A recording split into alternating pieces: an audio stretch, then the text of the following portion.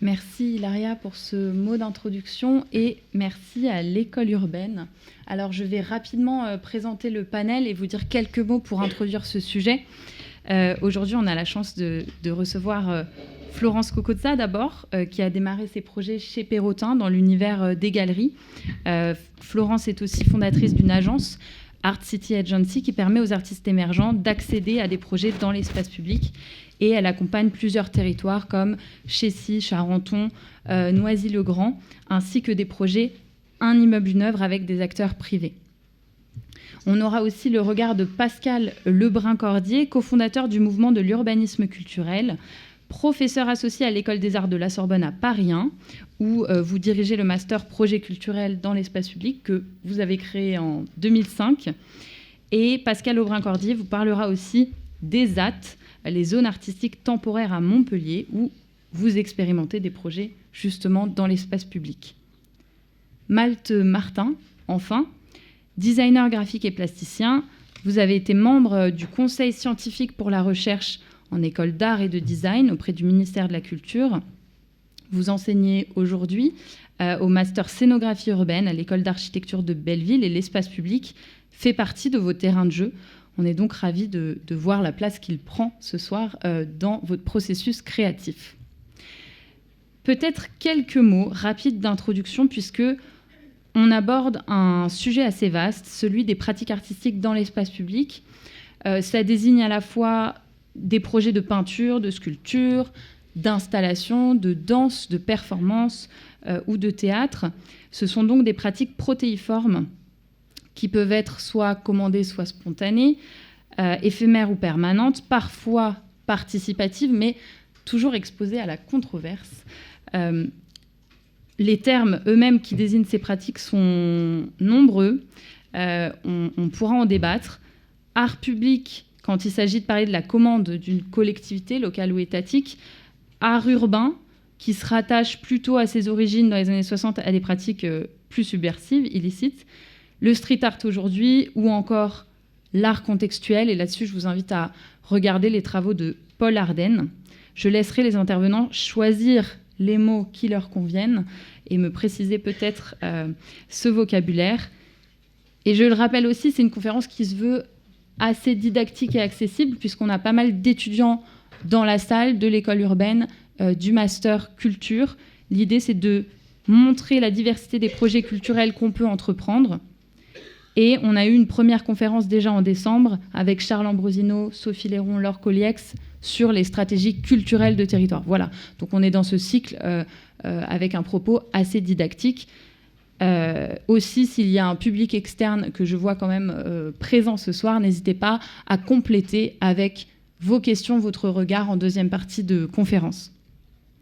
Hilaria l'a rappelé, les questions qui nous occupent ce soir: pourquoi et comment les artistes investissent l'espace public, comment cela peut aller de pair avec la transformation des villes, et une question assez ambitieuse, enfin la dernière: comment ces pratiques artistiques peuvent-elles nourrir l'expression, la rencontre, le dialogue et peut-être activer un espace public plus démocratique. On est ambitieux, on va commencer par laisser la parole à chaque intervenant pour un premier propos et puis on fera des questions croisées. On essaiera aussi de laisser un temps assez important pour vos questions à vous. On va donc démarrer par vous, Florence Cocozza. En vous posant cette question, est-ce que vous pourriez revenir sur votre parcours, votre approche de notre sujet de l'espace public, du point de vue aussi des galeries, du marché de l'art et de l'agence que vous coordonnez aujourd'hui? Vous m'entendez? Est-ce que ça fonctionne? Oui, c'est bon. Bonjour à tous. Merci Jeanne pour cette invitation. Donc, je suis Florence Cocozza. J'ai créé l'agence Art City Agency, qui est une agence artistique et d'urbanisme culturel, pour accompagner les acteurs de la fabrique urbaine dans la conception et la réalisation de projets artistiques pour animer et dynamiser les villes et les territoires. Alors, auparavant, j'ai d'abord été diplômée d'un master en commerce et marché de l'art, donc à l'ICAR. Puis, j'ai intégré une galerie d'art qui est la galerie d'art Perrotin pendant 7 ans. Et à l'issue de cette expérience professionnelle, j'avais envie de voir de l'art partout, sauf en galerie. Donc, et aussi de changer cette idée qu'une œuvre soit la propriété d'une seule personne. Ça m'importait vraiment beaucoup que les œuvres d'art puissent être appréciées du plus grand nombre. Et c'est pour cela qu'il me semble que oui, l'espace public est un formidable terrain de jeu, et en tout cas, ça a été le mien. Alors pour continuer, j'ai eu la chance d'être conseillère artistique et assistante à maîtrise d'ouvrage pour les aménageurs EPA-Marne et la Société d'aménagement de l'Oise. Donc c'est vraiment en allant sur le terrain et en répondant à des problématiques territoriales que j'ai décidé de créer cette agence, donc avec vraiment une approche qui était intuitive de l'art dans l'espace public. Et aujourd'hui, cette agence et les services et les solutions que je propose, elles sont plutôt issues aussi de ma pratique professionnelle, plus que d'une approche finalement théorique. Donc, les artistes et la culture, l'art et la culture, peuvent être de formidables outils pour accompagner les transformations territoriales.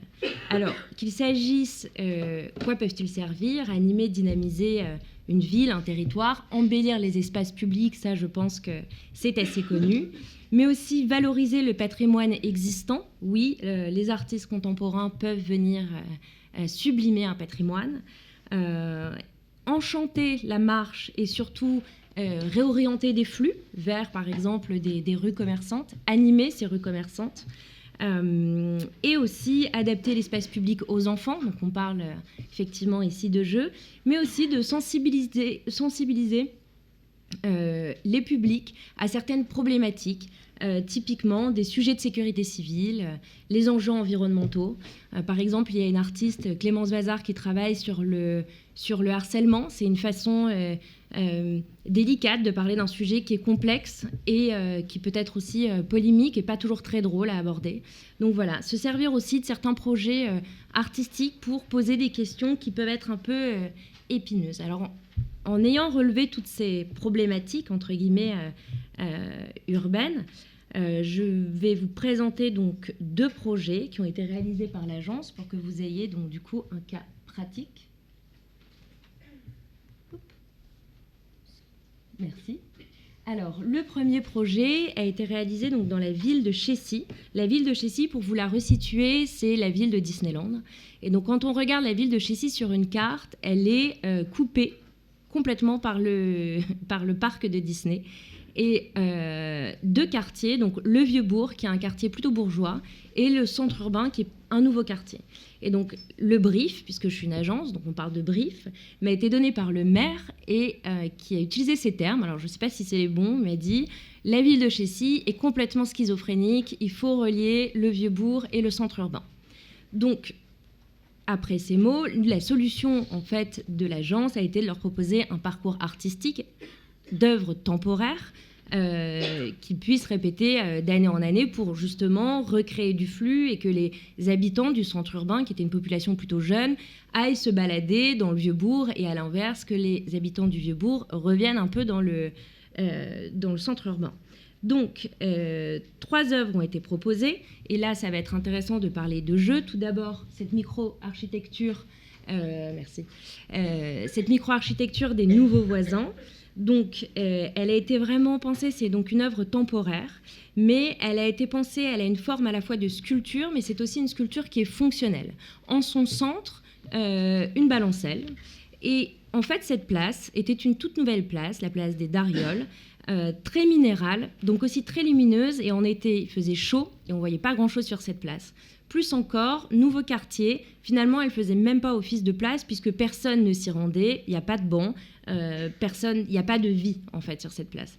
Donc cette sculpture, elle est venue aussi un peu tester le voisinage, c'est-à-dire si on met quelque chose, et si on habite cette place, est-ce qu'on va avoir des nuisances, quelles vont être ces nuisances, et comment on va les gérer, et est-ce qu'on a envie de les gérer. Donc évidemment, ça a attiré les enfants du quartier qui étaient ravis d'avoir enfin un endroit pour jouer et s'y poser. Et elle a servi aussi de point d'ombre puisqu'on avait enfin un endroit pour se poser sur cette place à l'ombre. Ensuite, par sa forme, ces 3 ailes, en fait, elles proviennent finalement des rues et elles viennent en fait catalyser les flux des rues de la place. Donc, elle a été mise en place pendant 6 mois et ce qui est intéressant, c'est qu'elle a fait office de préfiguration puisqu'à l'issue de ce parcours, finalement, la ville de Chécy décide de proposer une œuvre qui soit permanente. En sachant qu'au début de la mission, on avait proposé des œuvres d'art permanentes et que le maire nous avait dit « oui, mais en fait, je ne sais pas, j'ai envie que ce soit les habitants qui choisissent et je n'ai pas envie de leur imposer cette œuvre ». Et c'est assez intéressant parce que finalement, ça change un peu la commande publique où au final, on est venu tester un usage, on est venu tester une œuvre d'art qui va finalement trouver une forme définitive. On ne la connaît pas encore.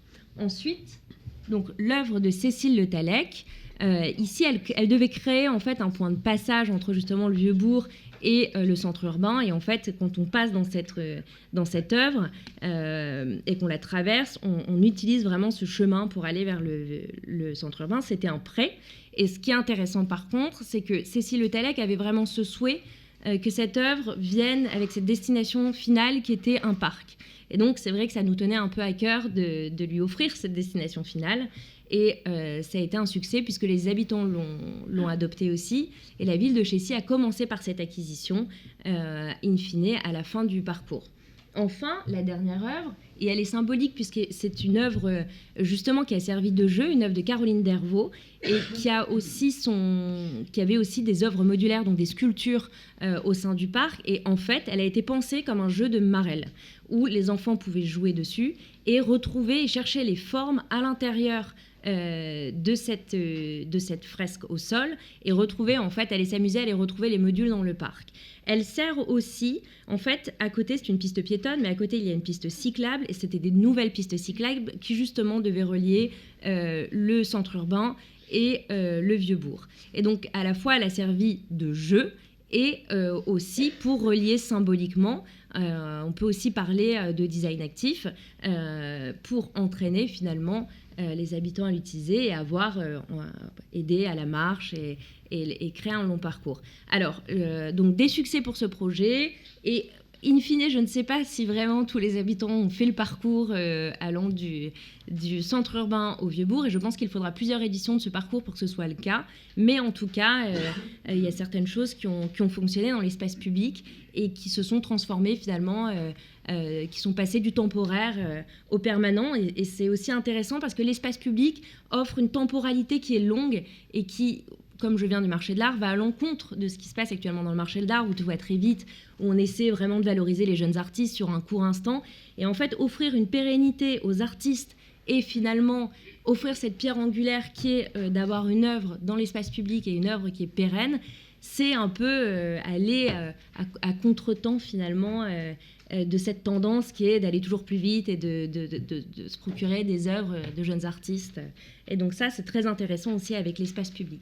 Ensuite, un autre projet avec la ville de Charenton-le-Pont. Et d'ailleurs, je remercie Alban Dinin qui est avec nous.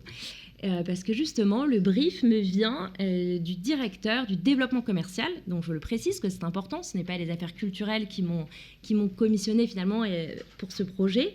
Et alors là, la problématique, et j'espère que du coup je ne raconterai pas de bêtises, était de dynamiser la rue commerçante du Général Leclerc, qui est une rue dans le quartier Jaurès, en face du marché de Charenton-le-Pont, et qui finalement était pas si bien identifié que ça par les habitants. Donc l'idée était de recréer des flux vers cette rue commerçante et de réanimer en tout cas cette rue commerçante. Alors, on a proposé plusieurs artistes. Le choix a été soumis à un vote donc des habitants du quartier. Et finalement, c'est Caroline Laguerre qui a remporté donc ce concours. Il faut savoir que Caroline Laguerre, c'est une illustratrice. Elle n'avait jamais mis un pied dans l'espace public. Et c'est ce que je trouvais aussi intéressant, c'est l'agence, elle sert aussi d'intermédiaire, et elle donne la chance à certains artistes qui ont cette envie d'aller dans l'espace public, mais qui n'ont pas forcément les moyens techniques ou qui ont des lacunes en termes de production d'œuvres. Et on peut venir comme ça les aider et les renforcer pour que justement eux aussi puissent avoir accès à l'espace public sans passer par toutes les formes de concours ou avoir déjà une expérience préalable dans l'espace public. Je pense aussi, et c'est aussi pour ça que j'aime ce métier, que chaque artiste qui a envie de se déployer dans l'espace public a le droit de le faire et peut être aidé pour le faire. Et donc ça, Caroline Laguerre, qui en plus avait un univers... est-ce que tu veux bien, qui a un univers justement plutôt proche de enfantin. L'idée, c'était aussi de pouvoir sensibiliser les familles. Et le jour de l'inauguration, ça a été un samedi, pendant le marché, et on avait organisé un jeu de chasse au trésor dans la rue, dans les commerces, pour que justement les habitants puissent s'amuser, aller réidentifier tous les commerces et gagner à la fin une édition de l'artiste. Donc, ce qui était intéressant, c'est que là, on a vraiment mêlé installation au sol et aussi plan de communication, entre guillemets, et événementiel, justement vraiment pour rendre accessible l'art à un grand public, puisque vraiment les familles étaient invitées à participer et à activer. Il y avait une forme d'activation de ces fresques. Alors, pour conclure, suite à ces deux cas pratiques, quel est le succès pour que l'art puisse se déployer dans l'espace public ? Alors, je dirais que ce qui est important, c'est une bonne méthodologie, et que derrière cette méthodologie, il y a aussi de la pédagogie auprès des villes et des territoires, et aussi auprès des artistes. C'est savoir traduire des enjeux territoriaux aux artistes pour qu'eux puissent s'en emparer et puissent se déployer dans l'espace public. Il m'est arrivé aussi d'avoir des succès, mais aussi d'avoir des échecs, et c'est très important de le signaler, surtout quand on construit sa carrière professionnelle. Il est arrivé qu'en fait, on aille jusqu'à l'esquisse, et que finalement, la commande ne soit pas aboutie, parce qu'il y a eu un problème de gouvernance, parce que finalement, l'artiste a proposé quelque chose qui était complètement à côté de son travail, ou en tout cas, ça n'avait pas été suffisamment bien retranscrit. Donc, à mon sens, une bonne méthodologie, c'est primordial. Pour moi, derrière chaque problématique territoriale, il peut y avoir un projet artistique et peu importe le budget. Et le budget, c'est important puisqu'on n'est pas obligé d'avoir que des budgets qui émanent de la direction des affaires culturelles. On peut aussi aller actionner d'autres leviers. Et ça, c'est important. Enfin, évidemment, je pense qu'aujourd'hui, l'art dans l'espace public, c'est bien plus qu'une œuvre d'art reconnue pour ses qualités esthétiques. Et pour terminer, je dirais que le succès aujourd'hui d'une opération dans l'espace public, c'est surtout de ne pas négliger la communication et la médiation autour de cette œuvre pour qu'elle puisse être reçue par le plus grand nombre et comprise par tous. Voilà. Merci beaucoup Florence pour ce premier panorama qui vous donne un aperçu de ce qu'une agence peut faire et des sujets d'accessibilité aussi pour la création émergente. On va poursuivre ce premier tour de table avec un temps de présentation de Pascal Lebrun-Cordier qui a aussi beaucoup réfléchi au sujet de méthodologie, justement. Je pense que c'est une bonne transition. Et en tant que cofondateur du mouvement de l'urbanisme culturel, essaie aussi de structurer des principes d'action dont vous allez nous parler. Alors peut-être simplement une question pour introduire votre intervention. Est-ce que vous pourriez nous partager votre vision des interventions artistiques dans l'espace public et revenir surtout sur le lien qui unit le projet artistique avec le projet urbain. Et je vais vous laisser ma place pour pouvoir passer les diapos. Switch.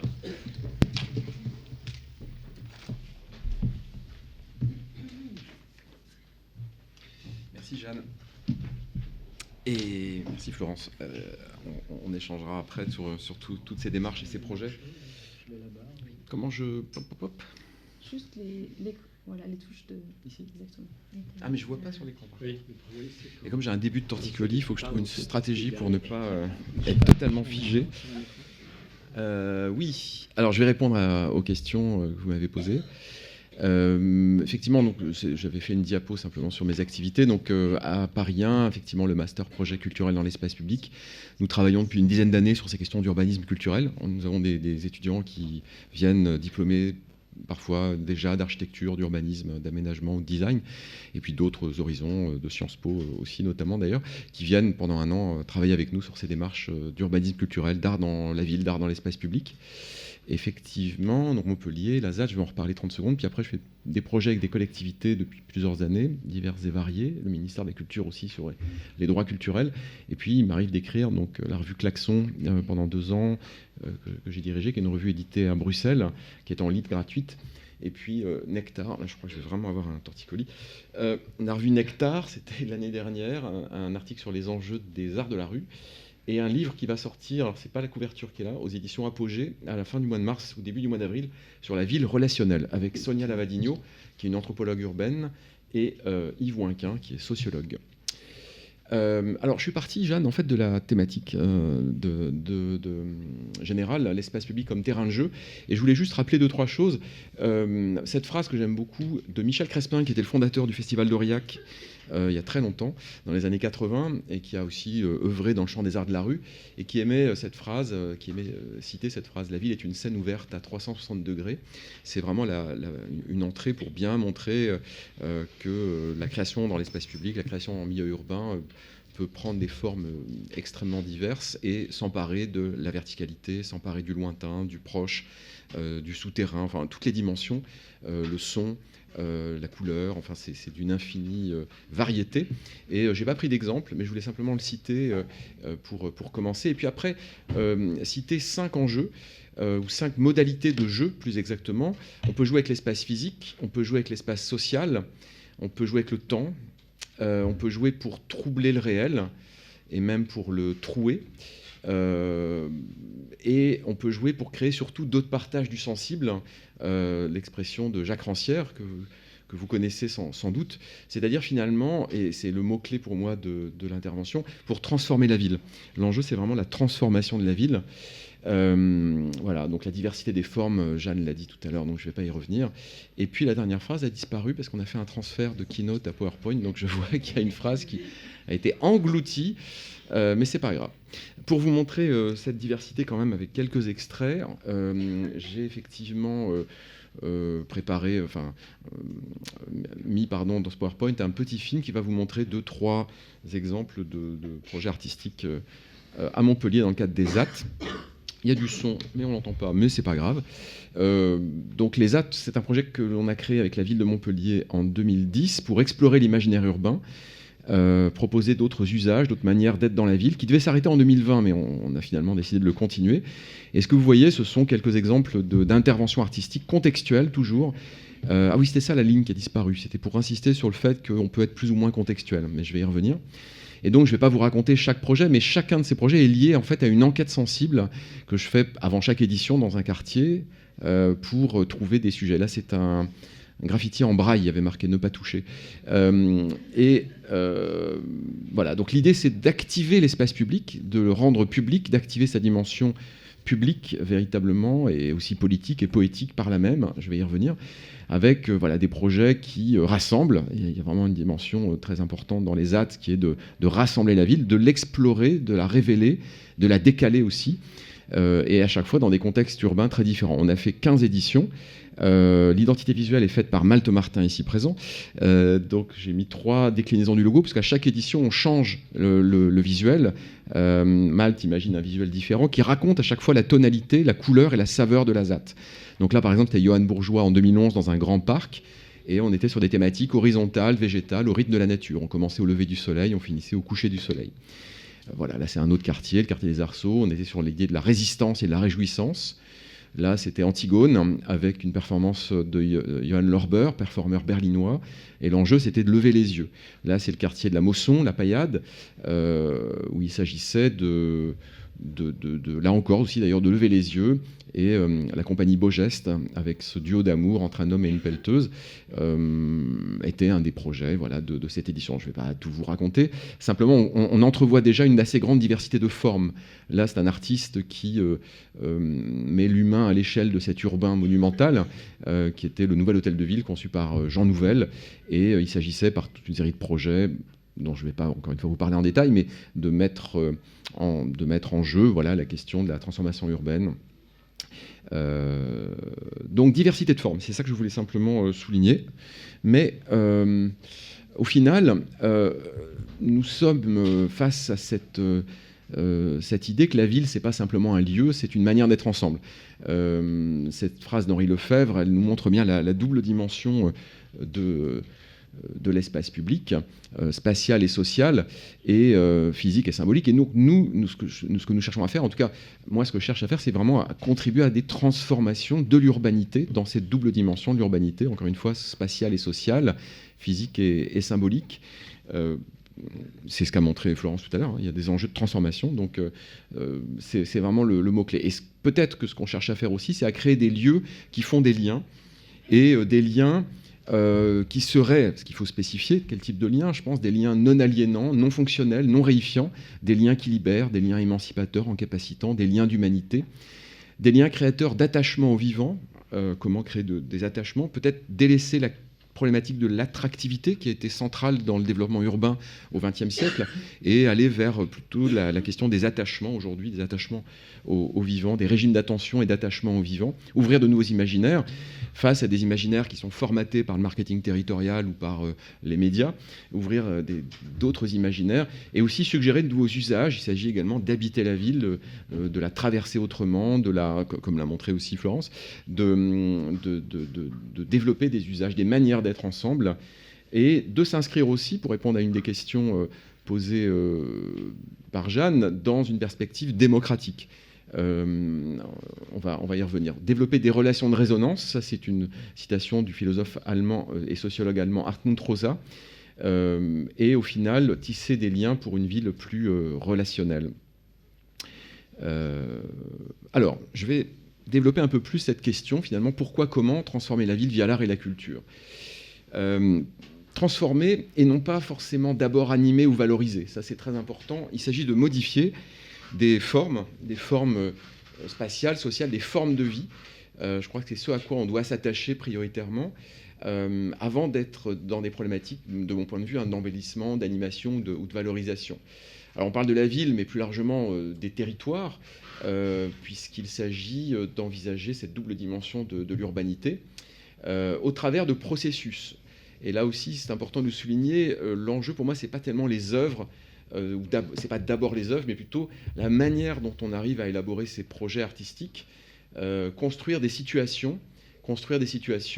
On est un peu les héritiers des situationnistes dans le champ des arts visuels et des arts vivants, et notamment de ce que j'aime appeler les arts transformateurs, ou ce que Estelle Zumwangwal appelle l'art en commun.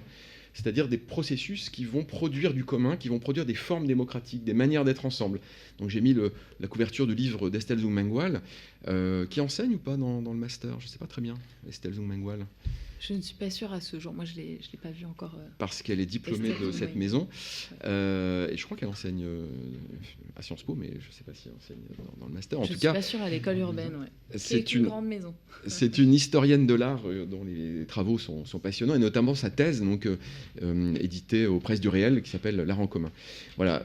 Un art transformateur, par exemple, ce projet du navire à venir, que vous connaissez peut-être. C'est un projet développé par le Pérou, le pôle d'exploration des ressources urbaines, qui vise à construire un navire de sauvetage en haute mer, un catamaran, le premier navire battant pavillon européen pour aller sauver en haute mer les migrants qui traversent la Méditerranée. C'est un projet incroyablement ambitieux, qui est un projet de construction d'un bateau, mais par le biais d'une mobilisation de réseaux artistiques, d'acteurs culturels, de designers, d'étudiants. Il y a 50 formations artistiques et culturelles en Europe et en Amérique du Sud qui ont contribué à ce projet. Et à Montpellier, en novembre 2022, on a tracé à l'échelle 1 les contours du navire à venir sur la pelouse de l'Esplanade de l'Europe, devant le centre Pompidou, avec Malte d'ailleurs, puisque nous sommes aussi tous les deux dans cette aventure du navire à venir. Voilà, on est dans l'idée d'un art transformateur qui va transformer une situation, alors plus encore, probablement de manière encore plus fondamentale, ou en tout cas avec un impact considérable sur la vie de potentiellement de centaines d'êtres humains, mais on est en tout cas dans cette idée d'un art transformateur, d'un art en commun. Donc via l'art et la culture, parce que oui, je l'ai dit tout à l'heure, au-delà des œuvres, finalement, ce qui est intéressant, c'est les processus culturels qu'on met en place, ce qui nous lie et nous relie, au sens des droits culturels. On s'inscrit dans ce mouvement de l'urbanisme culturel que nous venons de créer il y a quelques semaines. On s'inscrit vraiment dans l'esprit des droits culturels, tels qu'ils ont été définis par la Déclaration de Fribourg, tels qu'ils sont dans la loi NOTRe de 2015, la loi LCAP, je ne sais pas si vous connaissez les droits culturels, j'imagine que oui, qui sont dans la Déclaration universelle des droits de l'homme, enfin les droits culturels, ce qu'on appelle les droits culturels, donc pas le droit à la culture, ni le droit de la culture, mais un ensemble de droits politiques, finalement, qui dessinent un horizon qui est celui d'une démocratie contributive. Et c'est de cette culture dont nous parlons là, cette culture qui, par des processus de création, peut contribuer à faire advenir une démocratie plus vivante, plus oxygénée, on va dire, par des dynamiques créatives qui associent tout le monde. Voilà, au-delà des œuvres, donc la culture et des finalités. Donc il faut vraiment s'attacher, c'est ce qu'on cherche à faire dans ce mouvement de l'urbanisme culturel, essayer de s'attacher vraiment aux finalités. Donc je parlais de l'attractivité, attractivité ou attachement, essayons de nous positionner. Quel type de ville? Voilà, le droit à la ville, je vais en redire un mot, une ville décarbonée, une ville en transition, bien sûr. Enfin, partir véritablement des enjeux et développer une pensée de la ville, ou en tout cas s'adosser à une pensée de la ville, avec des modalités extrêmement diverses, notamment les approches permaculturelles, qui justement nous invitent à s'inscrire dans la perspective de la transition, des villes en transition. Donc pour ça, on a besoin de balises théoriques, on a besoin de références. Et pour la question de la démocratie, je ne sais pas si vous connaissez ce livre de Joël Zask, Se réunir, du rôle des places dans la cité. Mais c'est un livre extrêmement inspirant où Joël Zask nous dit finalement les places telles qu'elles ont été conçues dans nos villes, l'ont rarement été du point de vue de ce qu'est la démocratie.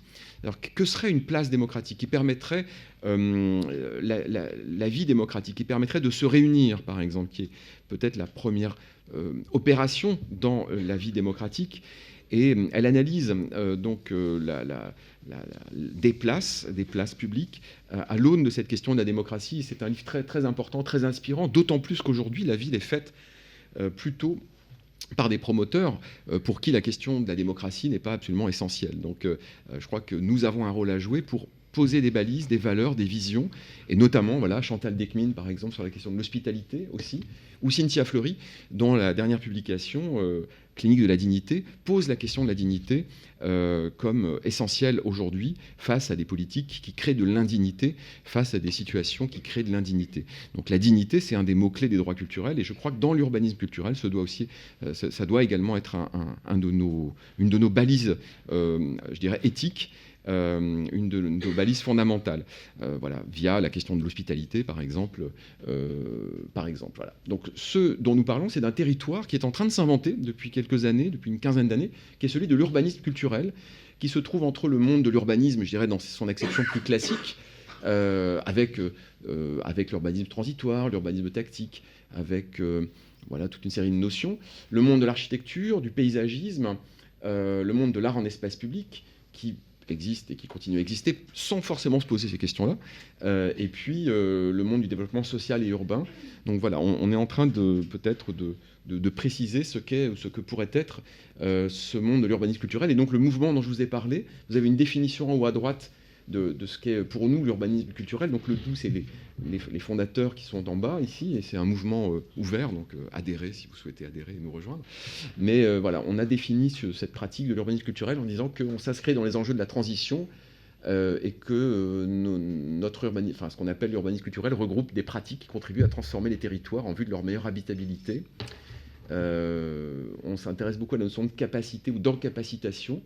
Voilà, je ne vais pas développer, mais c'est pour situer ce que l'on fait. Alors, le comment, pour continuer, le comment, c'est notamment penser à tous les temps de la fabrique urbaine. Le temps du diagnostic, le diagnostic sensible, le temps de la concertation. On peut associer des artistes au temps de la concertation, comment impliquer véritablement toute la population. On sait que les process de concertation ne parlent pas toujours à tout le monde. Donc là, des artistes travaillent spécifiquement sur cette façon d'impliquer, de créer de l'intérêt, du désir, et aussi de la controverse. On a besoin de créer de la controverse pour penser la façon dont la ville peut s'inventer et ne pas répondre simplement à l'agenda qui nous est proposé par les aménageurs, par exemple, mais créer de la controverse sur ce qu'est la ville ou ce qu'elle ne devrait pas être.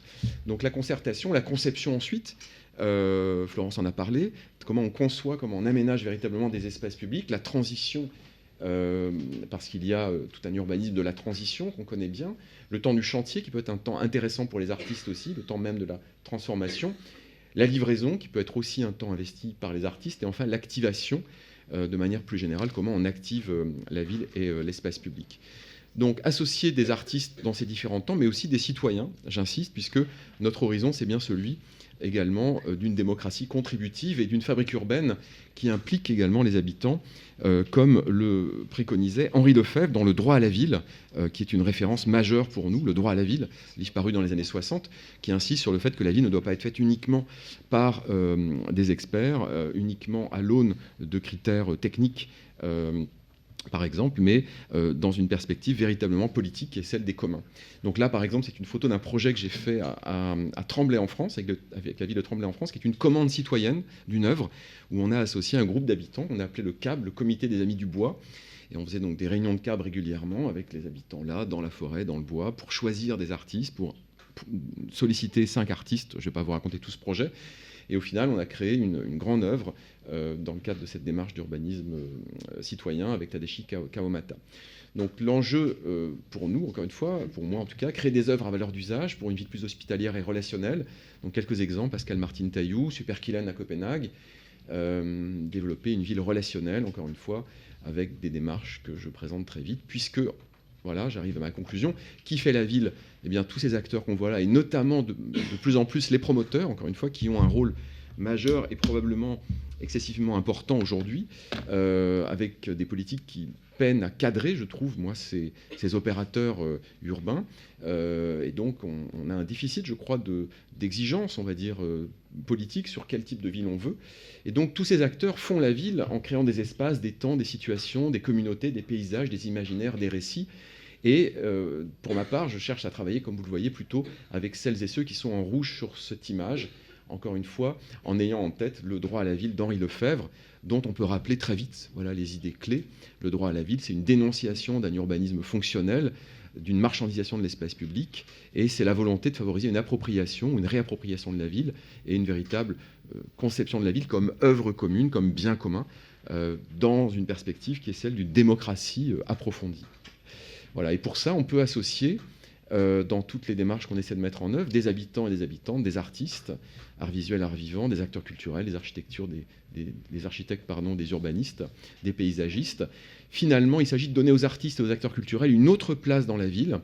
On est héritier d'une conception de l'art dans la ville qui est la cerise sur le gâteau.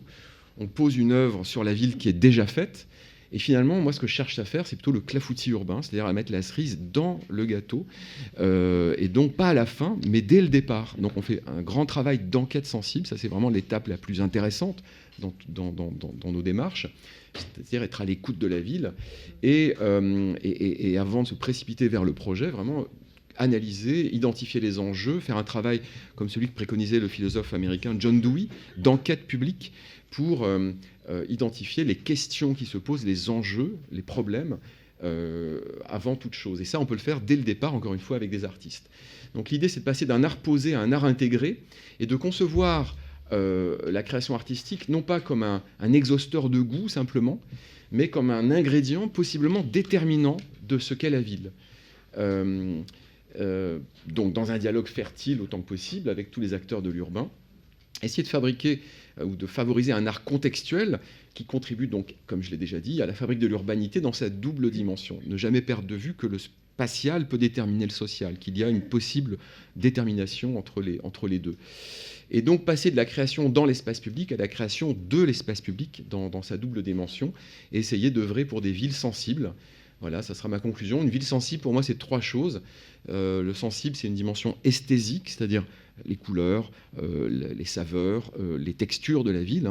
Une ville qui a des reliefs sensoriels, qui intensifie notre sentiment d'existence. Ça, c'est la dimension esthétique ou esthésique. Mais c'est aussi une dimension éthique, la ville sensible. C'est la ville sensible sensible aux plus fragiles, sensible aux enfants, qu'évoquait Florence tout à l'heure. La ville à hauteur d'enfant, c'est un grand sujet, à Montpellier notamment, et dans beaucoup de villes. Donc sensible aux plus fragiles, aux plus précaires, aux migrants, à ceux qui ne font que passer, à ceux qui sont victimes de discrimination. Donc la ville sensible à toutes et à tous les âges, tous les genres, toutes les situations. Et puis, donc, la ville sensible, c'est aussi une dimension politique, c'est le fameux partage du sensible de Jacques Rancière que j'ai cité tout à l'heure. Bien avoir en tête que c'est un agencement, la ville, que nous pouvons modifier. On peut bouger les lignes, faire bouger les lignes au propre et au figuré, pour finalement passer de la ville fonctionnelle à la ville relationnelle. Une ville qui soit fondamentalement centrée sur les relations que nous pouvons tisser entre nous, avec nous-mêmes, entre nous, avec le vivant et avec le monde. Merci beaucoup, Pascal Lebrun-Cordier. Oui, on peut l'applaudir.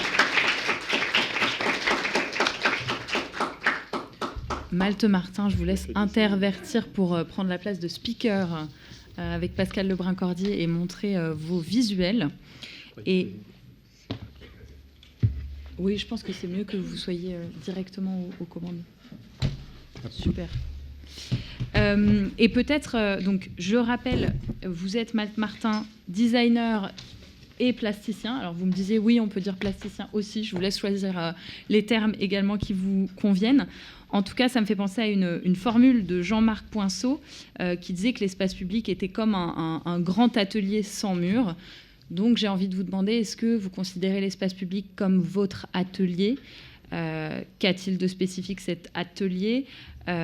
Comment vos projets abordent justement aussi ce qui va avec cet atelier hors les murs, c'est-à-dire des enjeux de dialogue, de rencontres propres à l'espace public. Et je vous laisse la parole, Malte Martin.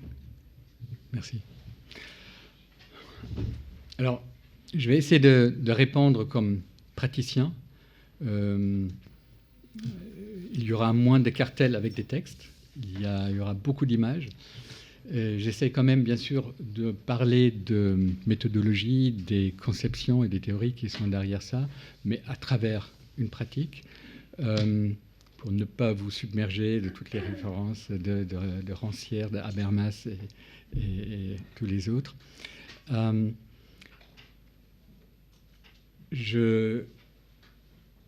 J'essaye de répondre à la question, la ville comme terrain de jeu, avec 4 exemples. Un qui est lié à la question de l'urbanisme, un exemple qui est lié à la question de l'architecture et un autre au paysage, peut-être un quatrième plus à la folie qu'on peut faire, parce que souvent, quand on dit urbanisme, architecture, paysage, on est presque de nouveau dans un champ fonctionnel, mais on peut justement transgresser, bien sûr, cette question de la fonctionnalité.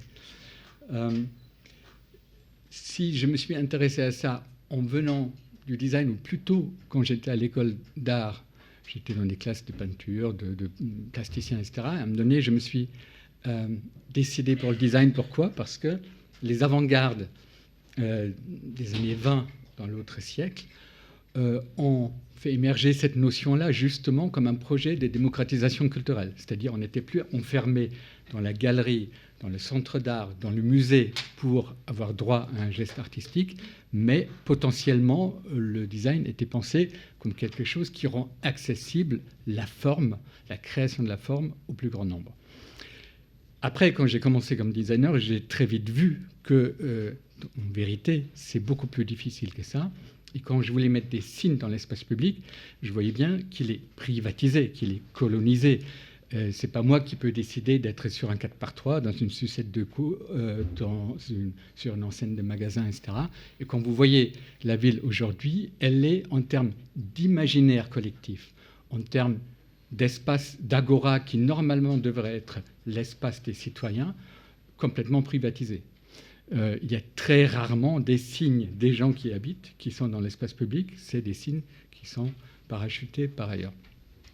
Et du coup, c'est cette question, comment on peut reconquérir l'agora, comment on peut reconquérir l'espace public face à cette privatisation, qui a guidé pas mal mes pratiques dans la suite et qui m'a projeté forcément dans l'espace public.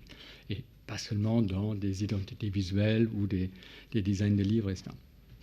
Alors, à partir de là, premier exemple, réinventer l'agora, mais à un endroit très précis. Il faut que je... Pardon ? C'est changé sur l'autre écran. Ah oui. Très bien. Non, ouais, je dois le faire en stéréo. Ah. Ok. Bon. Place des Fêtes, Paris. Vous savez, il y a quelques années, la mairie de Paris a décidé de refaire 7 grandes places. Pour la première fois, justement pas avec la méthodologie classique, un grand cabinet d'urbanisme ou de paysagisme est engagé qui va dessiner une très très belle place comme celle-là dans les années 80, dans un style postmoderne, dans un bureau, et ensuite ça va être construit avec quelques millions d'euros, et ensuite on verra si les gens veulent bien adopter cette place ou pas. Et si ça ne marche pas, on attend 20 ans pour avoir de nouveau les millions pour refaire une autre place. Là, on est justement dans ce que moi j'appelle pas urbanisme culturel, c'est plus une forme de design d'espace qui peut intégrer les usagers dans la création, la fabrication de la ville. On a eu alors là une mission sur 6 mois d'explorer comment cette place des fêtes sur laquelle il y a chaque semaine 2 marchés, mais qui du coup rendent impossible tout usage autre, puisque ça devient un parking à ce moment-là. Comment la réactiver autrement, puisqu'il y a eu un vote qui dégageait le marché sur le côté. Et du coup, la question, OK, et maintenant, on fait quoi avec cette place complètement vide d'avant ? Pour aller très très vite, on a proposé d'abord, dans ce cas, une enquête sociale, c'est-à-dire on va dans tout le quartier explorer c'est quoi les forces vives, c'est quoi les acteurs locaux, c'est quoi les besoins des habitants. Et à partir de là, on est tombé sur le fait qu'il y a un tissu associatif et d'acteurs locaux extrêmement actifs à 50 mètres, à 150 mètres, à 200 mètres de cette place, mais qui, pour le moment, ne peut pas déployer leur savoir-faire sur cette place sur laquelle il n'y a pas de banc public. Il y a une ancienne pyramide qui était l'œuvre d'art un peu parachutée, oui, d'accord, ouais. Mais qui s'est plutôt dégradée. Et du coup, il faut que je le fasse en stéréo chaque fois. Attends, hop. On crée un cabanon avec les gens qui sera le nouveau centre pour activer la place. C'est-à-dire le conteneur que la ville nous a donné pour être notre QG en tant qu'équipe, mais ensuite dire qu'est-ce qu'on pourrait faire comme banc public, comme plantation, comme espace végétal, etc. On en a fait l'objet central qui est resté jusqu'aujourd'hui, parce que la ville a adopté notre proposition, comme le cabanon de la place des Fêtes qui permet à tous les acteurs locaux de s'inscrire là-dedans et pour une demi-heure, pour une journée, pour un week-end, activer la place d'une manière citoyenne. À l'époque, on l'avait fait, par exemple, avec des ateliers, avec les maires de la place des Fêtes qui, normalement, faisaient à manger pour toutes les fêtes associatives, qui devaient le faire dans leur F2 ou F3 à 150 mètres et venir avec les casseroles sur la place. En discutant avec elles, et on les voit à l'œuvre là, on a construit une cuisine mobile. Et ainsi de suite avec les jeunes, un nouvel aire de jeu, avec des plantations, etc. C'est-à-dire, toutes les questions qui surgissaient dans les dialogues avec les acteurs locaux et les habitants sont devenues des terrains d'expérimentation, de prototypage dans l'espace public. Et ça, c'est pour moi la première chose intéressante quand on travaille de cette manière-là. C'est-à-dire, vous n'êtes plus comme concepteur tout seul dans votre bureau, dans votre atelier à décider, mais vous intégrez directement les besoins. Éventuellement, dans la création, vous pouvez intégrer des futurs usagers et surtout, vous pouvez expérimenter si ça marche. Parfois, ça ne marche pas. Et on revient et on dit, la cuisine mobile, ça n'a pas marché. Là, ça a plutôt marché. Et ensuite, l'inscrire pour le construire dans le dur. C'est-à-dire, cette fois-ci, la ville de Paris a fini par dire, votre expérimentation était concluante, et ils ont construit quelque chose que nous, on n'a pas dessiné. C'est une autre équipe qui, après nous, est venue. Nous, on a servi à diagnostiquer, à prototyper, et à faire le cahier des charges qui ensuite a servi à d'autres créateurs, à d'autres concepteurs, à d'autres architectes de construire la chose dans le dur, mais cette fois-ci probablement beaucoup plus adaptée et beaucoup plus adoptée par les habitants qu'avant. Juste quelques images. Ouais, ça ne veut pas. Ouais, ça va mieux. Hop. Je ne sais pas. Il ne veut pas. Appuyez sur la flèche de droite. Ouais. Allez. À la fin, on a surtout essayé de réinventer la fête sur la place des fêtes. Qu'est-ce que c'est une fête populaire? On travaille avec des parents d'élèves, etc. Et c'était quelque chose d'assez jouissif jusqu'à une nuit blanche où ce cabanon est devenu l'objet sur lequel des artistes ont projeté leurs œuvres.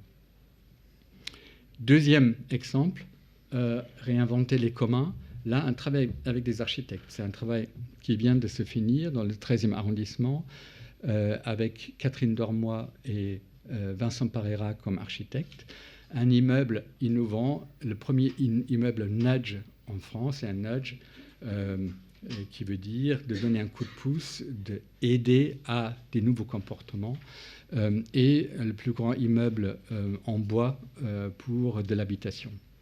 C'était quoi leur problème? C'était de dire, dans les immeubles d'habitation, vous avez justement là de nouveau ce contraire de l'agora, c'est-à-dire chacun se retire dans son espace privé, on a juste des petits couloirs fonctionnels pour mener vers les couloirs et plus personne ne voit son voisin. Là, c'est un immeuble qui est entièrement conçu pour qu'on se rencontre, pour créer des communs. Vous voyez qu'il y a des cursives ouvertes assez larges où tout le monde voit d'une certaine manière les autres. Il y a, vous voyez en bas, une sorte de serre, une serre d'une librairie, une sorte de mini-bibliothèque où on peut se rencontrer. Il y a des façades du mois, c'est-à-dire chaque façade a une sorte de mobilier qu'on peut choisir. Et on peut mettre des livres qu'on a lus, on peut mettre le jouet qu'on a trouvé du voisin là-dessus. On peut, c'est un écriteau, laisser un message en disant « je reviens à 16h », etc. Il y a des ateliers du faire maison où on peut bricoler ensemble. Il y a ces murs pixels sur lesquels on peut écrire, dessiner, laisser son dessin, son message à quelqu'un d'autre. Et il y a la buanderie. Je veux juste parler de ça. Comment travailler dans le sens des transitions écologiques et, par exemple, réduire l'impact environnemental. Là, vous êtes dans un immeuble cher dans le 13e arrondissement. On s'adresse à des gens qui peuvent payer 11 000 € le mètre carré, mais qui, bien sûr, ont les moyens, chacun, d'avoir sa machine à laver. Dire on a une machine, une buanderie, c'est-à-dire on n'a que 4 machines à laver pour tout l'immeuble, paraît un truc de fou. Et on sait très bien que ça marche très peu, y compris dans du logement social, etc., parce que la buanderie, c'est à la cave, au fin fond, ça pue et c'est sombre, et on n'a aucune envie d'y aller. Là, du coup, on l'a transféré sur le toit avec une serre qui contient bien sûr tous les équipements, mais qui est en même temps un terrain de jeu, et pour les parents et pour les enfants. Et du coup, on peut y aller en tant que parent, pas tout seul en laissant son môme chez soi, etc. Mais on y va avec le môme. On peut jouer pendant que la machine tourne. Ça devient quelque chose qui est un plaisir, hop, bon, c'est tout, et qui n'est pas seulement le truc qu'on n'a pas envie de faire et où on ne sait pas comment s'organiser. Tu as des images de la buanderie? J'ai pas vu. C'est en fait ce truc-là, la buanderie. Là, c'est mon voyageur. Oups. Pardon, c'est ça. C'est cette serre dans laquelle... Alors là, ça vient de se finir. On n'a malheureusement pas encore toutes les photos. Il y a tout un dispositif à l'intérieur avec une sculpture amovible, etc. Mais aussi des machines à laver. Voilà.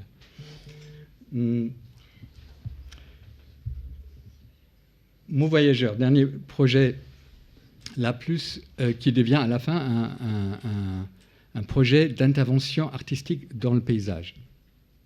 C'est dommage que José Manuel n'est pas là parce que je voulais lui demander s'il se rappelle du début, parce qu'il était là au début. Et le début, politiquement, est extrêmement intéressant. C'est pour ça que je voulais le citer.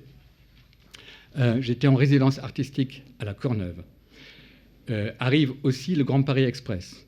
José Manuel est responsable de toute une programmation artistique autour et fait régulièrement des fêtes très grandes quand une gare commence à émerger. Et il était chez le maire pour préparer ça, et le maire m'a convoqué aussi parce que j'étais l'artiste qui travaillait dans la ville. Et on se connaissait par ailleurs avec José Manuel.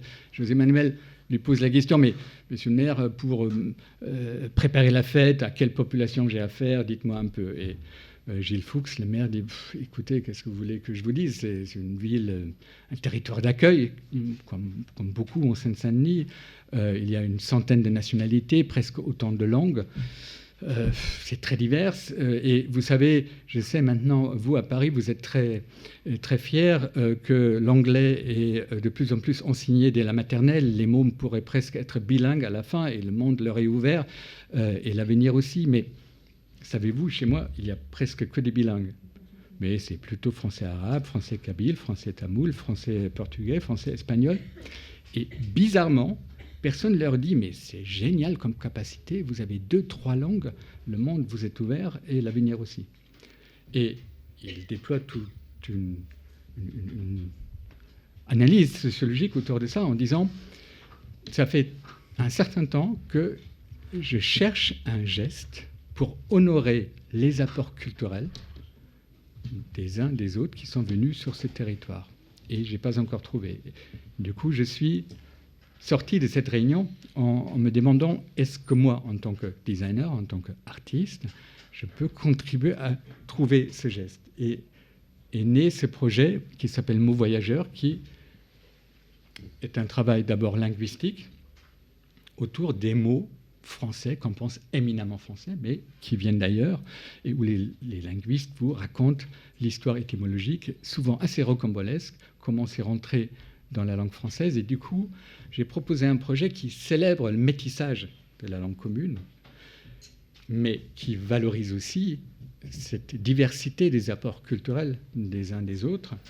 Et à la Courneuve, la mairie a joué le jeu, ils en ont fait une série d'affiches autour de 12 mots, de 12 communautés langagières très représentées à la Courneuve.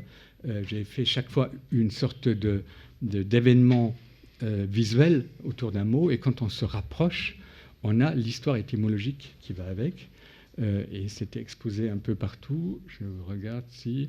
Il y avait des ateliers avec tous les primo-arrivants qui étaient là dans les classes pour apprendre le français, et où on faisait un jeu à la rancière. Nous, on leur apprenait les 12 mots français qui viennent parfois de leur langue, et du coup, un renversement de situation où celui qui vient d'arriver et qui, devant le mur d'une nouvelle langue, et qui pense qu'il faut se débarrasser complètement de sa culture d'origine, découvre enfin qu'il y a un lien entre les deux, et que tout n'est pas à mettre à la poubelle, entre guillemets, de la culture d'où il vient et de la langue qu'il parle. Et deuxièmement, dans la deuxième partie de ces ateliers, j'ai demandé de leur retraduire ce mot en leur langue d'origine et leur graphie, et que, en tant que typographe, ça m'intéressait bien sûr qu'eux m'apprennent la graphie de leurs mots, et ce qui est en train de se faire là dans ces ateliers. Et du coup, je disais à la rancière, c'était du maître ignorant, où on n'est plus seulement celui qui sait quelque chose et qui va leur apprendre quelque chose, mais c'est un troc. Ce projet, depuis 6 ans, a pris différentes formes. On était l'année dernière avec tout un collectif à Roubaix, où c'est devenu là une œuvre contributive. Chaque fois, ça se redéfinit. Ici, du coup, c'est une œuvre monumentale dans la rue intérieure de la condition publique, avec une centaine de kakémonos.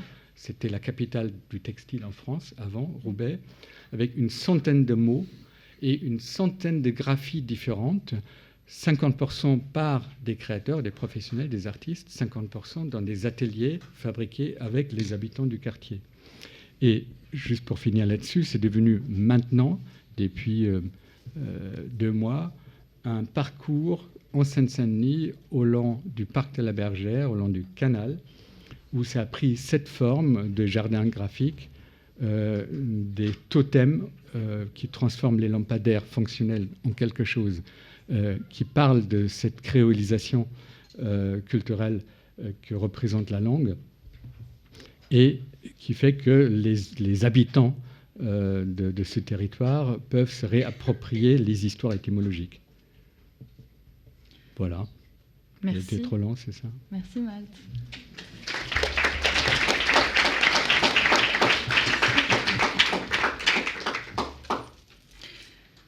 Donc, je pense qu'on l'a bien vu, les points d'entrée sur le sujet et la question de l'espace public, ils sont nombreux. Ce qui est intéressant, c'est les niveaux de point de vue. On a eu le point de vue de l'artiste, du projet, de l'agence, et puis même du mouvement aussi, via le regard sur l'urbanisme culturel de Pascal Lebrun. Alors, au cœur de tous ces sujets-là, vous le voyez, il y a un jeu d'acteurs assez complexe. Et plutôt que vous posez cette question de but en blanc, je crois qu'il y a une étudiante qui a préparé une question liée à la gouvernance. Donc je propose de lui laisser la parole dès maintenant. Et puis ça va ouvrir notre temps d'échange avec la salle, parce que j'ai très envie aussi de vous laisser la parole. Alors Maria Auderiz, vous êtes étudiante dans le master culture de Sciences Po. Et je vous laisse donc proposer votre première question. Merci Saskia pour le micro.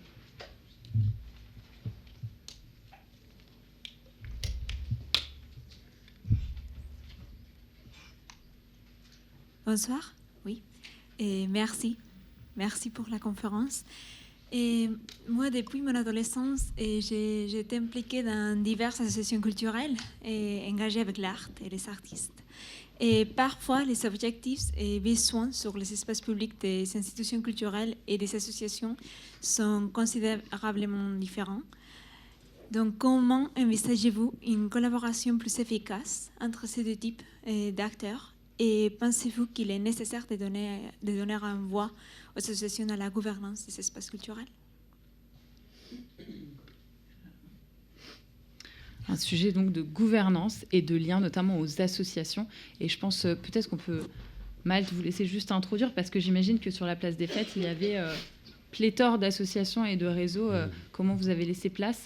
Et puis je laisserai Florence et Pascal compléter sur le sujet des associations. Alors, la gouvernance peut s'entendre dans les deux cas, c'est-à-dire celui qui commande peut-être une telle démarche artistique dans l'espace public, c'est-à-dire une mairie, une collectivité, etc. Et comment se gouverne ce qu'on a mis dans l'espace public. Premièrement, effectivement, c'est clair, même si on parle là de terrain de jeu, dès qu'on est dans l'espace public, on est dans un espace éminemment politique. Vous l'avez mentionné au départ. J'insiste là-dessus parce que, et presque pour un peu aiguiser la chose là-dessus, dans une galerie, aujourd'hui, c'était un espace politique à un moment donné. Un musée était un espace politique à un moment donné qui a pu faire scandale, faire controverse, faire surgir des discussions intéressantes. Aujourd'hui, c'est très, très rare. Vous pouvez écrire en grandes lettres « révolution immédiate » dans une galerie ou créer ça sur une scène de théâtre. Vous pouvez proclamer la chose la plus radicale dans une galerie. Ça gêne absolument personne. Absolument personne. C'est un acte privé dans un espace plus ou moins privé destiné à des gens qui savent. Et même si ces gens ne sont pas d'accord, ils vont dire que ça se discute. Voilà. Mais rien de plus. Dès que vous êtes dans l'espace public, vous êtes dans l'espace, premièrement, des élus, deuxièmement, des habitants. Normalement, ça devrait être le contraire, bien sûr, mais en fait, en termes de commande, c'est dans ce sens-là. Troisièmement, dans l'espace de la technostructure, des responsables de l'urbanisme, et dans l'espace de l'ouvrier, c'est-à-dire de celui qui va techniquement, de la ville ou d'une boîte de prod, etc., aussi faire. Et vous êtes dans l'espace normatif, c'est-à-dire vous savez pas à quel point il y a des strates de normes, de lois, de directives, etc., qui se superposent pour savoir qu'est-ce qu'on peut faire ou pas faire en termes d'assurance, en termes de sécurité, etc. C'est-à-dire vous êtes, dès la première seconde, dans un espace politique. Ensuite, par rapport aux commanditaires, comme dans n'importe quelle commande, il y a une zone de frottement possible. La collectivité ou le promoteur, aujourd'hui, beaucoup plus qu'avant, a beaucoup recours à nos propositions artistiques, mais pas forcément avec la même intentionnalité que nous. Pour donner un exemple concret, dans le deuxième exemple, l'immeuble dans le 13e arrondissement, le promoteur, c'était dans Réinventer Paris, avec les architectes, a gagné le concours puisque c'était le projet le plus innovant avec cette pratique des communs. La pratique des communs veut dire qu'il faut retirer des mètres carrés dans l'espace qui est vendu à chacun et qui fait la marge du promoteur. Il gagne avec notre proposition. À partir du moment où on a gagné, bien sûr, il y a eu sur 3 ans un frottement, une lutte, des conflictualités autour du fait qu'il veut de nouveau réduire cet espace parce que finalement, quand même, c'est trop cher et gagner en mètres carrés à vendre. C'est-à-dire, vous êtes forcément avec une ville, vous pouvez être dans la conflictualité de est-ce que ça va plaire à mes électeurs ? Et du coup, voilà, où s'arrête, où commence la création de la liberté de création. Et juste pour finir sur la place des Fêtes, là, nous avons insisté auprès de la mairie que ceci n'est pas un équipement municipal. C'est-à-dire, on ne voulait pas un kiosque de la ville de Paris, animé par un animateur de la ville de Paris, qui va programmer le mercredi après-midi un truc, ceci, cela pour les enfants ou pour d'autres publics, etc. On voulait que c'est des acteurs locaux, comme nous, on l'a pratiqué pendant 3 mois sur la place, puissent co-gérer au moins avec la ville cet espace, s'inscrire, et qu'il n'y ait pas, que ce n'est pas un espace qui devient le énième bureau de la municipalité, et qui, du coup, va de nouveau normaliser toutes les expressions citoyennes possibles.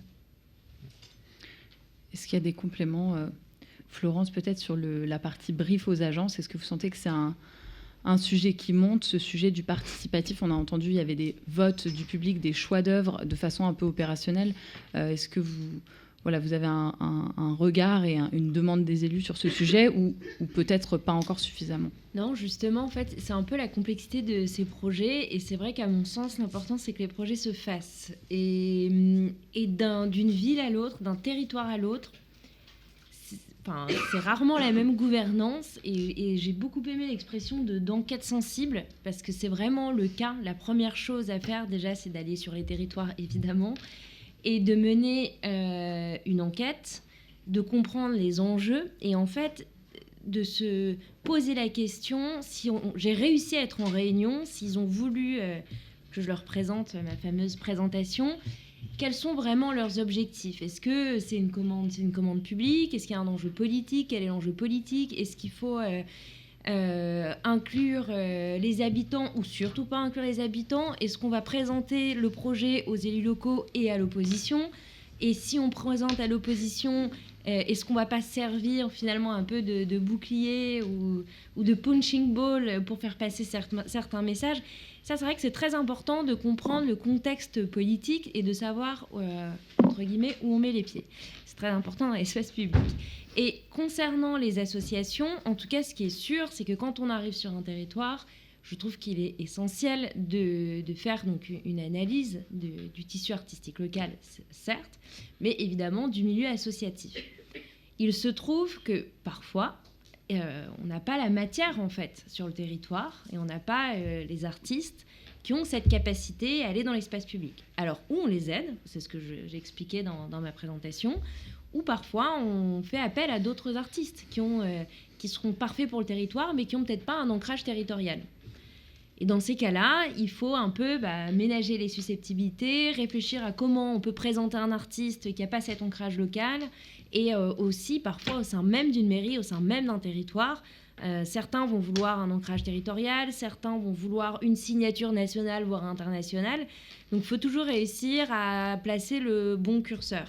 Savoir qui est décisionnaire, in fine, c'est quand même à lui qu'on s'adresse, et ménager les susceptibilités, voire, pour que le décisionnaire puisse avoir la décision, lui expliquer en fait comment on va faire pour réussir à convaincre finalement les habitants, les élus locaux, pour que finalement les choses se fassent, et en tout cas avec douceur. Après, de toute manière, on ne peut pas empêcher un fait, c'est que l'art est polémique, l'art suscite des débats, l'art on aime ou on n'aime pas, et donc peu importe la méthodologie, peu importe la gouvernance, il y aura toujours des heureux et il y aura toujours des personnes pour critiquer les initiatives qui ont été faites dans l'espace public. Et peut-être je vous laisse commencer à préparer les questions pour la suite. Peut-être Pascal Lebrun-Cordier, pour rebondir là-dessus, j'aimerais vous entendre aussi sur les contraintes et risques spécifiques à ces projets qui peuvent créer, j'imagine, pas mal de frilosité. Je ne sais pas comment c'est vécu sur le territoire de Montpellier. Est-ce que vous pouvez peut-être nous partager votre retour d'expérience? Après, je crois qu'on est à 10 éditions de la ZAT. Donc peut-être face aux contraintes spécifiques, qu'elles soient en termes d'exposition politique ou de contraintes très pratiques pour ce type de projet. On a fait 15 éditions, moi j'en ai dirigé 10. Et j'ai créé le projet, je l'ai dirigé, puis là je suis parti, je suis revenu depuis 2 éditions. Oui, c'est vraiment la question centrale. Qui décide? Et effectivement, on parle de jeu, oui, c'est d'abord le jeu d'acteur, le sujet. Dans Malte, l'exemple que tu as donné avec les mètres carrés, c'est parfait, tout est dit. C'est-à-dire, les enjeux, ils sont là. C'est-à-dire que certains veulent rentabiliser un investissement et générer le maximum de profit, et puis d'autres veulent créer des communs. Et voilà, comment ça se règle? C'est vraiment l'exemple parfait. Et donc, on se doit d'être très vigilant. On se doit, justement, en tant que coordinateur, urbaniste culturel, qu'importe les termes qu'on utilise, mais encore une fois, on est entre plusieurs mondes, et vous ferez peut-être ce type de métier dans les mois et les années qui viennent. On se doit, je crois, d'essayer d'organiser des processus les plus démocratiques possibles. Je reviens vraiment à cette question qui est, je crois, l'horizon ultime, c'est la question de la démocratie. Donc, arriver à organiser des processus, des protocoles qui relèvent d'une démocratie contributive où chacun a sa part et où la décision, la façon dont on définit les sujets, effectivement, comme l'a évoqué Florence, définir le sujet dans le cadre de l'enquête sensible. Petite précision, d'ailleurs, quand je parle de l'enquête sensible et quand j'essaie de la mettre en œuvre, je dis toujours que c'est d'abord une enquête sensible, en 2 mots. Il faut surtout qu'on ne sache pas ce qu'on cherche au départ. On n'est pas une cible initiale, qu'on cherche à comprendre ce qui fait sens pour les gens, à quoi ils sont sensibles, et aussi ce qui est sensible au sens de ce qui est touchy, pour aller vers les questions et les problèmes. Et on se doit de formuler le sujet au départ et pas se contenter du brief initial pour éventuellement en substituer un autre. Et ça, c'est un travail démocratique, voilà, et qui parfois d'ailleurs peut nous amener à contourner les associations, parce que les associations, elles sont parfois instituées dans des quartiers, on le sait, et elles captent une sorte de légitimité qui en fait est très discutable. Elles ne réunissent qu'une partie de la population, enfin tout ça on connaît par cœur. Donc la question des associations est compliquée. Le plus important, c'est d'arriver à s'inscrire dans un cadre, encore une fois, totalement démocratique, et à avoir des balises éthiques, comme je l'ai beaucoup dit tout à l'heure, et à éviter toute cette mise en scène de la concertation, tout ce travail de participation cosmétique qui, au fond, masque des processus de décision qui sont loin d'être satisfaisants. Donc, c'est parfois compliqué. Et c'est compliqué de parler de ce qui est compliqué aussi, d'ailleurs. Il faudrait trouver des cadres où on peut vraiment... Ce qu'on essaie de faire, nous, dans ce mouvement de l'urbanisme culturel, c'est de débugger nos projets et de discuter de ce qui coince parfois, parce que parfois ça coince. Pas spécialement à Montpellier, mais dans d'autres collectivités. Effectivement, je vois des élus qui... oui, ont peur évidemment de la démocratie contributive, ont peur de ces citoyens qu'on implique, qu'on associe, parce qu'ils ont peur, voilà, d'être dessaisis de ce qui est, selon eux, leur responsabilité ultime. Donc ils se voient moins comme des animateurs de la vie démocratique, mais plus comme des décideurs ultimes, titulaires d'une légitimité qui est celle de démocratie représentative. Donc ils sont très frileux, très inquiets dès qu'on cherche aussi à reformuler les sujets. Par exemple, là, il y a une collectivité qui m'a demandé de travailler sur la création d'un espace mémoriel. Moi, je leur ai dit, le sujet, on va le définir avec les associations d'anciens combattants, mais aussi avec des jeunes. Parce qu'on ne va pas créer un monument aux morts uniquement avec des vieux qui seront morts dans 6 mois. Mais ils le disent eux-mêmes, d'ailleurs, dans les associations d'anciens combattants. Donc, faire ce travail de redéfinition des sujets, ça demande un peu plus de temps et un certain courage aussi pour les politiques. Et voilà, donc c'est vraiment l'horizon ultime. Nos démocraties sont très fragiles. Il y a une sorte de burn-out démocratique qui est là, autour de nous. Et la seule issue, c'est cette démocratie de la contribution, véritablement, où on réouvre le jeu et où on pose des questions d'intérêt général au cœur, véritablement. Et c'est très compliqué dans ce domaine, encore une fois, parce qu'il y a, de la part des projets qu'on amène, de la séduction, il y a une capacité à, comment dire, on nous aime parce qu'on anime, on nous aime parce qu'on détourne l'attention quand il y a des opérations urbaines qui génèrent de la nuisance, on nous aime parce qu'on crée plutôt du consensus quand même, hein. C'est-à-dire les projets dissensuels, ils ont plus de mal à exister. Malheureusement, dans la salle, il y a un artiste qui travaille beaucoup là-dessus, j'ai aperçu tout à l'heure au loin. On a besoin de mettre en place des projets qui provoquent du dissensus, qui posent des grandes questions au cœur de la ville aujourd'hui. Ça, c'est plus compliqué d'embarquer les collectivités dans ce type de démarche, d'aller au bout de et pourtant, si on ne le fait pas, la démocratie se nourrit du dissensus. Donc, nous, on doit essayer d'être des organisateurs de désordre. On doit essayer d'initier du dissensus pour vraiment ouvrir des débats démocratiques. Et donc, effectivement, de réfléchir à élargir le cercle et à poser les questions et à les codéfinir avec le maximum de parties prenantes. Réfléchir en termes de parties prenantes. Donc je ne réponds pas de manière très précise, parce qu'encore une fois, sur les assos, ça dépend des situations. Par exemple, on parlait de diagnostic sensible ou diagnostic social, on n'a pas les mêmes mots, mais dans un projet que j'ai fait aussi dans le cadre de Réinventer nos places, on a travaillé avec Malte sur j'étais un peu impliqué, mais j'étais impliqué sur la place de la Nation et la place d'Italie avec Coloco. Et le premier réflexe du collectif Coloco, et de nous, l'ensemble des acteurs engagés dans ces deux places, c'était surtout pas d'aller voir les associations, qui, encore une fois, captent une partie du discours local et se sont institués comme interlocuteurs légitimes. Notre premier réflexe, c'était d'aller voir les gens dans la rue, tout simplement. C'est-à-dire discuter avec les gens qui jouent à la pétanque, place de la Nation, discuter avec les gens qu'on croisait par hasard, avec les lycéens du lycée Turgot qui étaient là au milieu de la place, les gens qui draguent et qui s'embrassent au milieu du rond-point, etc. Et puis les gens qui sont là. Avant d'aller voir les assos. On est à peine allé voir les associations d'ailleurs. C'est finalement être là dans la ville et prendre les gens qui viennent tels qu'ils sont et où ils sont. Voilà, donc je ne réponds pas vraiment à la question, mais un peu quand même. Il y a déjà des éléments de méthodologie. Oui, une seconde, rajouter quelque chose où je pense qu'il y a une différence entre les différentes formes artistiques, où bien sûr, dès qu'on est dans une intervention urbanistique dans la durée, souvent on est moins dans quelque chose qui peut perturber l'ordre, susciter le débat, etc.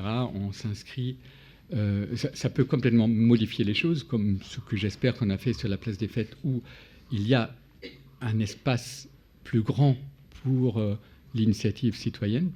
Par contre, le côté plus subversif, je pense, les formes artistiques de spectacle vivant peuvent souvent beaucoup mieux répondre à ça. Et j'ai vu, évidemment, il y a Marc ici même dans la salle, des gens qui travaillent dans ce sens, des gens que dans une opération comme la ZAT sont souvent programmés, plus que des artistes plasticiens qui, d'une certaine manière, vont laisser une œuvre dans l'espace public. Et du coup, là, le côté performatif permet une subversion plus intéressante. Excellente transition avec les questions de la salle. Et je vois plusieurs mains se lever. Alors, Saskia, merci. Merci bien. Alors, je suis Alban Dinin. J'ai eu la chance d'être cité tout à l'heure par Florence Cocoza en tant que client de son agence, donc responsable du développement économique à la mairie de Charenton. Et mon métier aussi, ce qu'on appelle le manager de centre-ville. Je fais rapide, manager de centre-ville, c'est manager le centre-ville par opposition historiquement aux centres commerciaux de périphérie. Et je me retrouve donc à Charenton, agent de la mairie, dans une ville bourgeoise, où le moindre tag est tout de suite effacé par la police municipale, où le vivier associatif est très pauvre, pas d'assos, si ce n'est les assos de copropriétaires, et avec une problématique qui est de donner à voir une rue adjacente au grand axe qui traverse Charenton, qui est la rue de Paris, comme dans toutes les villes qui entourent Paris. Et voilà, une petite rue adjacente avec des commerces de bouche intéressants, une rue qui va vers le bois de Vincennes, mais en effet, qui n'est pas connue de tous les Charentonnais eux-mêmes. Et en effet, donc c'est un conseil que je vous donne à tous dans vos carrières ou dans vos métiers. Filmez vos briefs initiaux et puis filmez les inaugurations des œuvres, parce qu'en effet, au brief initial, j'ai pu recevoir Florence Cocosa et lui dire en quelque sorte, on a quelque chose à faire, on pressent qu'il y a quelque chose à faire, sans doute d'artistique, c'est pour ça qu'on vous accueille, mais on ne sait pas quoi. Et c'est-à-dire qu'on, jusqu'au bout, on n'avait même pas conceptualisé quelle articulation avec les riverains, les habitants.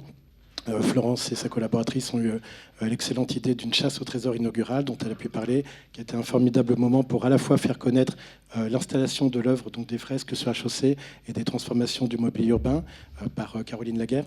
Donc un moment de promotion de l'œuvre, de l'artiste, et aussi un moment de promotion du quartier. Voilà, les choses étaient à ce point complexes et riches qu'on n'aurait jamais su, en tout cas nous, mairie, on n'aurait jamais su les définir ainsi à l'avance. Et les premières, là pour revenir sur le thème de la gouvernance, les premières réserves à casser, les premiers préjugés à briser étaient ceux de mes élus, mais des élus donc à l'image de leur ville, bourgeois, et eux-mêmes tout plein de préjugés, de réserves. Les seuls artistes qu'on laisse intervenir à Charenton ne sont que des artistes charentonnais. Alors coup de bol, il y en a deux, Daphné Degey, une plasticienne, et Brix est un street artiste qui fait des portraits à base de Lego. Mais sans eux, on aurait été loin, plus loin encore de ce qui peut se faire juste de l'autre côté de la Marne, à Vitry, à Ivry. Et donc voilà, tout ce débrief sur la gouvernance, il est encore assez incroyable à repenser. C'est une histoire assez... vous voyez, j'en trouve pas mes mots, parce que voilà, on n'aurait pas su le conceptualiser, on n'aurait pas su l'inventer, et maintenant voilà, on sait que ça peut donner des idées sur d'autres choses. Alors peut-être pas tout de suite, peut-être, j'en suis désolé en tant que client et prospect, Florence, mais voilà, cette question de la gouvernance est extrêmement difficile. Un dernier point, ce qui était très intéressant, c'était dans la communication avec les habitants. Évidemment, on a fait part sur tous les supports dont dispose une municipalité, mais c'était les questions notamment à la fois des plus jeunes et des moins jeunes, à l'artiste elle-même qui était en train de créer son œuvre, ou avec les ouvriers qui étaient en train de faire j'en ai pas les termes techniques, mais voilà, de chauffer les matières qui donc font que cette œuvre va tenir pendant longtemps sur le sol, et j'en suis très content. C'était voilà, mais qu'est-ce que vous faites de l'art à pourquoi l'art, à quoi ça sert? Voilà, c'était des questions qui peuvent paraître folles, insensées quand on est un tant soit peu intéressé par l'art, même pas forcément l'art en ville. Et ces conversations, elles ont toujours été joyeuses, gaies. Les réponses pouvaient rester aussi floues que l'art lui-même, mais c'était vraiment quelque chose de très positif et complètement inédit dans cette ville endormie. Merci pour ce retour d'expérience. Merci aussi, comme ça j'ai le retour. Et on enchaîne en effet avec une question juste à côté. Oui, merci beaucoup. Je suis Joanne Drouin, étudiant en master de stratégie territoriale et urbaine à Sciences Po. Vous avez toutes et tous à peu près parlé de la participation citoyenne et de l'inclusion des habitants dans les projets. Vous avez même utilisé le terme de démocratie participative à un moment. On sait que c'est très difficile d'intéresser les personnes sur les sujets urbains. Quand il y a une concertation pour le PLU, il y a 3 personnes qui se présentent en mairie, etc. Comment est-ce que vous faites pour intéresser les habitants sur ces questions d'art dans cette phase de déconnexion? Et par rapport au cas de Chessy, que j'ai trouvé très intéressant, j'habitais pas très loin de Chessy. La ville de Chessy, comme vous disiez, elle est séparée en 2 bassins de vie. Et quand les habitants partagent pas les mêmes réalités, pas les mêmes bassins de vie, comment est-ce qu'on fait justement pour créer un projet commun qui puisse convenir aux habitants qui partagent pas forcément les mêmes réalités? Merci beaucoup. Alors, concernant le projet de Chessy, c'est intéressant en fait d'entendre ce point de vue sur l'aspect démocratique, parce que c'est vrai que on essaie de le faire au maximum, c'est pas toujours possible. En l'occurrence, pour la ville de Chessy, encore une fois, Le maire était décisionnaire, donc on n'a pas inclus d'habitants dans le choix. Néanmoins, c'est pour ça qu'on a fait un parcours d'œuvres temporaires, parce que l'idée était quand même, in fine, d'avoir des commandes publiques pour la ville de Chécy. Donc c'est ce que j'expliquais, c'est qu'en fait ce parcours, il a quand même servi de préfiguration à une commande qui là impliquera les habitants. Et en fait, c'était un peu cette idée de je me mouille, mais je me mouille pas trop. On a envie d'art pour la ville, mais on n'a pas trop envie d'inclure tout de suite les habitants, ni l'opposition surtout, parce que c'est toujours il y a les habitants et l'opposition. Donc, on montre des œuvres, on essaie, et si ça fonctionne, on adopte. Donc, en fait, c'est vraiment... les habitants, on les a impliqués en leur faisant faire l'expérience de l'art, pour pas que ça devienne un sujet chaud et polémique dès le début. Et une fois qu'ils ont expérimenté, s'ils ont aimé, on adopte. S'ils n'aiment pas, on n'adopte pas.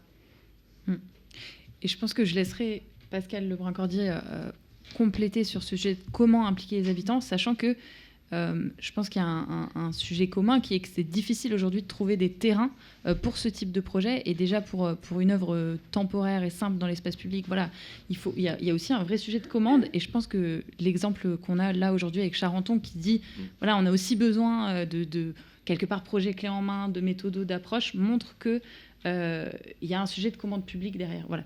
Donc j'ouvre aussi ce sujet-là pour Pascal Lebrun-Cordier. Oui, très vite. Non, mais ce qui s'est fait place des fêtes avec Malte, c'est la fête. Effectivement, il l'a dit lui-même. On fait des repas, on mange, on boit, on crée aussi du faire, de l'action. Donc urbanisme. On soude.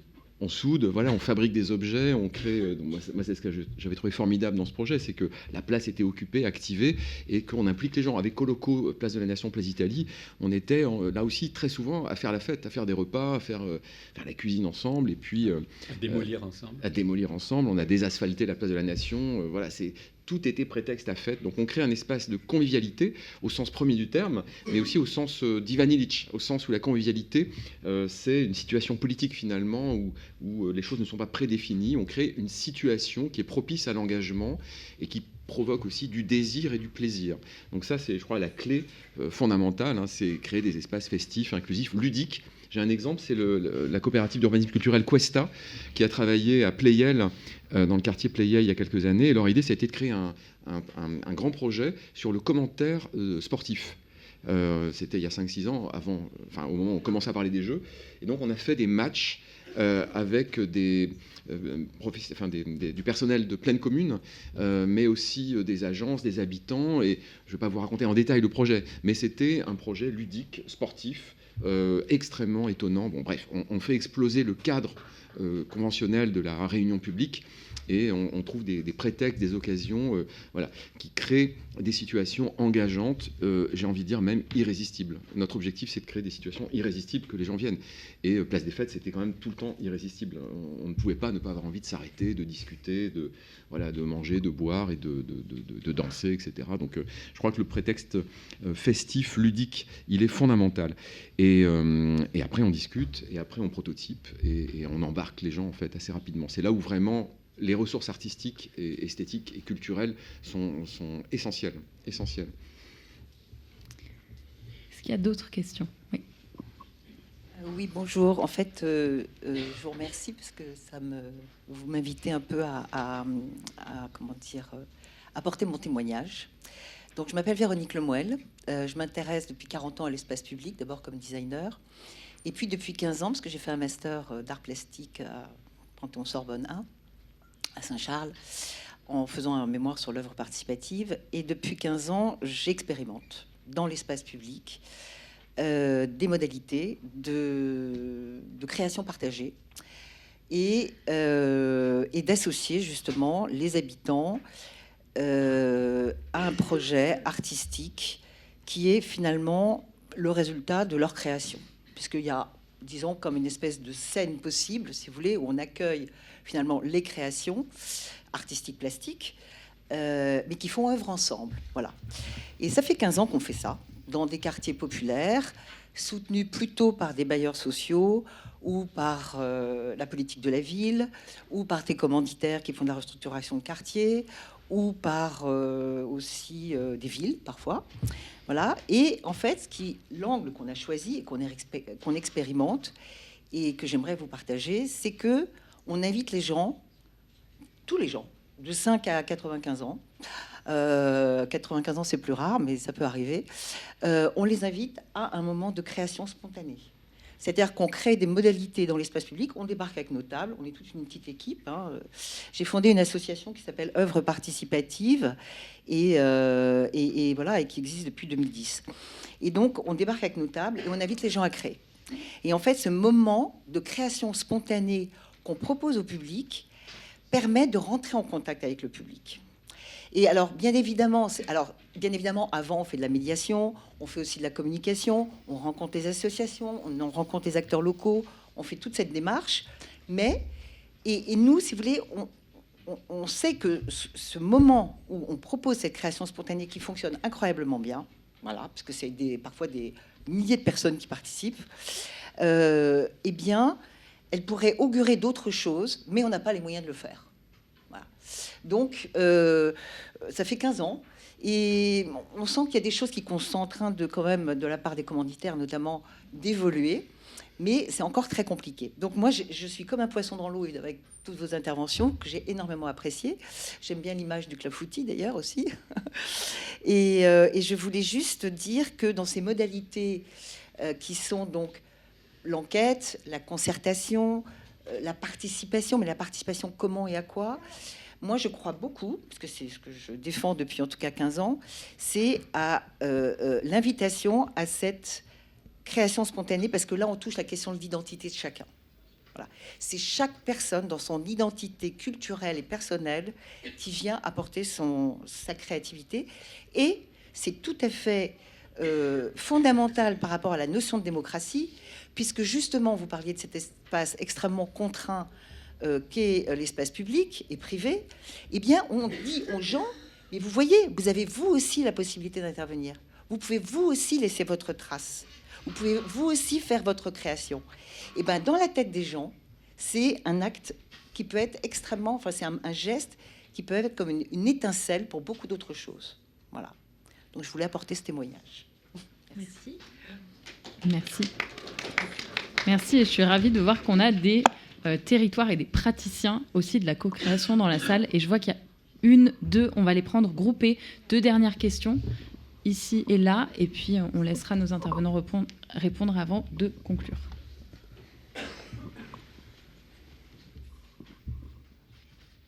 Tout d'abord, merci pour vos interventions.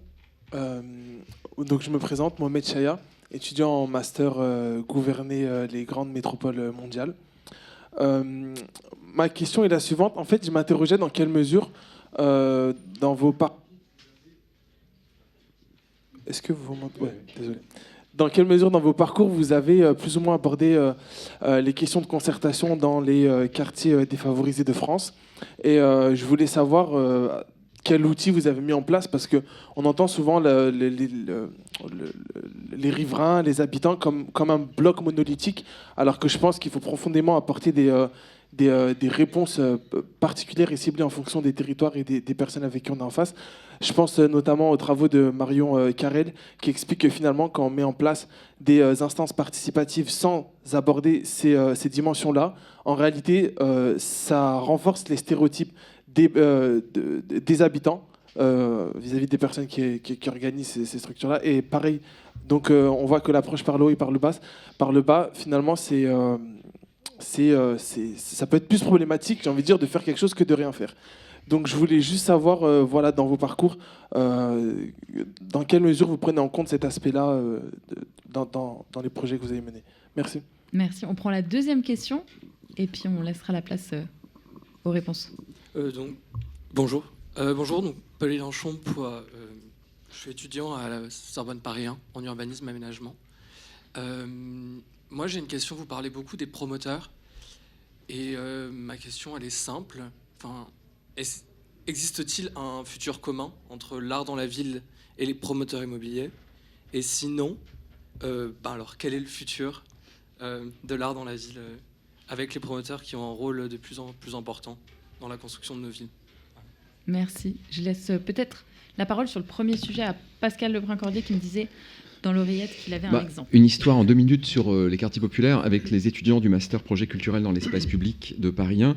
On s'est installé pendant 3 ans à Nanterre dans un quartier qui s'appelle la Cité Rose, derrière la fac, dans le virage du RER, un quartier tranquille, quartier populaire, de logement social, dans le cadre d'un partenariat que j'avais mis en place avec l'APES, qui est une association qui fait du développement social urbain pour le bailleur, pour un grand bailleur. Et donc on a commencé par une enquête sensible, comme je l'ai dit, sensible sur la vie sensible, discuter avec les gens qui étaient là, avec les ados, les enfants, les gens qui sont là dans la rue. Voilà. Pour ça, on a fait des repas, on a fait des fêtes, on a amené un container cuisine conçu par un de nos étudiants artistes. Et on s'est demandé quels sont les sujets. Et pour ça, on a simplement discuté et encore une fois passé beaucoup de temps. On vivait dans le quartier, en fait, 5 jours par semaine. Les cours avaient lieu dans un ancien espace commun qu'on a transformé en espace de vie pour nous, pour le master avec Yes We Camp. Et on a vécu là pendant donc 3 ans. Et pendant les 6 premiers mois, on enquête. Et on fait 3 groupes. Chaque groupe d'étudiants cherche avec ses propres outils. On a déployé une 12aine d'outils d'enquête sensible. Je ne vais pas vous les raconter. Psychanalyse urbaine, paysage sonore, des maquettes, des jeux. Enfin, je ne citerai que ceci. Et un des groupes nous dit le sujet dans ce quartier, c'est la disparition des jeux. Le bailleur a enlevé les jeux parce qu'ils n'étaient pas aux normes. Et le bailleur n'a pas prévenu les habitants ni les enfants. Et quand on a posé la question au bailleur, le bailleur a dit on les remettra après les travaux, parce qu'il y a une grande opération de travaux, dans 5, 6, 7 ans. Donc vous imaginez, vous avez 8 ans, 9 ans, on vous dit ça, on vous dit on mettra des jeux dans cette... c'est inacceptable. Et donc, nous, on se dit, le sujet, c'est ça, c'est les enfants. Il y a 500 enfants qui vivent dans ces 2 bars de logements sociaux. Ça représente 500 enfants sur 1500 habitants à peu près.